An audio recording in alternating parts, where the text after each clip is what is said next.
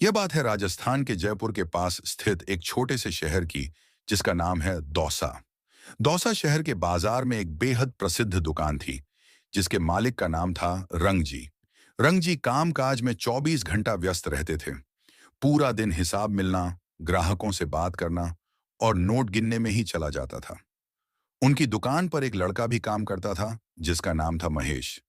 महेश कामकाज में ठीक था, लेकिन उसकी कई बुरी आदतें थीं, जैसे शराब का सेवन करना, लड़कियां छेड़ना। एक दिन जब महेश दुकान जाने के लिए शहर की सड़क से आ रहा था, कि तभी उसका एक कार से एक्सीडेंट हो जाता है। इस हादसे में महेश की मृत्यु हो जाती है, और क्योंकि वो अत्यंत पापी व्यक्ति था, इसलिए उसकी मृत्यु के बाद उसे लेने यमदूत आते हैं। कई यातनाएं देते हुए वे उसे यमलोक ले जाते हैं। यमलोक पहुंचकर महेश काफी डर जाता है। तभी वह एक बड़े से सिंहासन पर यमराज बैठ जाते हैं और उसके कर्मों के हिसाब को पढ़ने लगते हैं।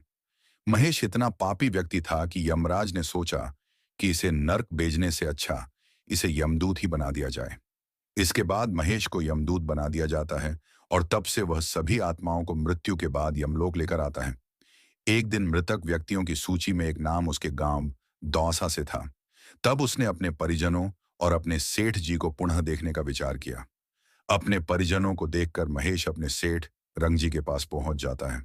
अपने सेठ को भौतिक कार्यों में लगा देख उससे रुका नहीं जाता, और वो रंगजी के सामने प्रकट हो जाता है। रंगजी उसे देखकर डर जाते हैं और पूछते हैं कि तुम कौन हो। तब महेश सारी घटना बताता है, और इसके बाद वह रंगजी को समझता है कि अगर वे इसी तरह भौतिक कार्यों में लगे रहेंगे तो उनके भी नर्क आना ही होगा। नर्क का वर्णन करते हुए महेश रंगजी को आश्चर्य में डाल देता है। इसके बाद महेश कहता है कि अगर रंगजी अभी से ही भगवान का नाम जप करने लगे तो वह इन सब से बच सकते हैं। ये कहकर महेश वहां से गायब हो जाता है। यह सुनते ही रंगजी चिंतित हो जाते हैं और उसी दिन से भगवान का भजन शुरू कर देते हैं। दोस्तों, ध्यान देने वाली बात यह है कि रंगजी का संयोग से एक यमदूत से बैठ हो गई, लेकिन हम सबके लिए यह नहीं होने वाला है। इसलिए आज ही से नाम जप शुरू कीजिए। हरे कृष्णा।